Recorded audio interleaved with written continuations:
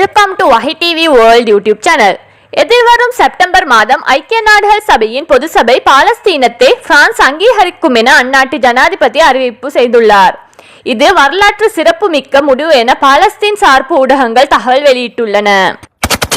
October 7 படுகொலையை தொடர்ந்து Tel Aviv அருகே ஒரு பாலஸ்தீன அரசை அங்கீகரிக்க ஜனாதிபதி மேக்ரோனின் முடிவை நாங்கள் கடுமையாக கண்டிக்கிறோம். பிரான்ஸ் இந்த நடவடிக்கை பயங்கரவாதத்திற்கு ஈடு செய்கிறது. காசாவில் நடந்தது போல மற்றொரு ஈரானிய பிரதியை உருவாக்கும் அபாயத்தை ஏற்படுத்துகிறது.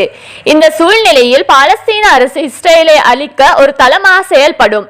அதன் அருகில் அமைதியாக வாழ அல்ல. பாலஸ்தீனர்கள் இஸ்ரேலின் பக்கம் ஒரு அரசை நாடுவதில்லை. அவர்கள் இஸ்ரேலுக்கு பதிலாக ஒரு அரசை விரும்புகிறார்கள். நாங்கள் அதனை அங்கீகரிக்க மாட்டோம் என நெதன்யாஹு கூறியுள்ளார். பாலஸ்தீன அரசை அங்கீகரிப்பதில் ஸ்பெயின் மற்றும் பிற ஐரோப்பிய நாடுகளுடன் பிரான்ஸ் இணைவதை தான் வரவேற்கிறேன். நெதன்யாஹுவை அழிக்க முயற்சிப்பதை பாதுகாக்க நாம் ஒன்றிணைந்து செயல்பட வேண்டும். மேலும் இரு நாடுகள் தீர்வுதான் ஒரே வழி என ஸ்பெயின் பிரதமர் கூறியுள்ளார்.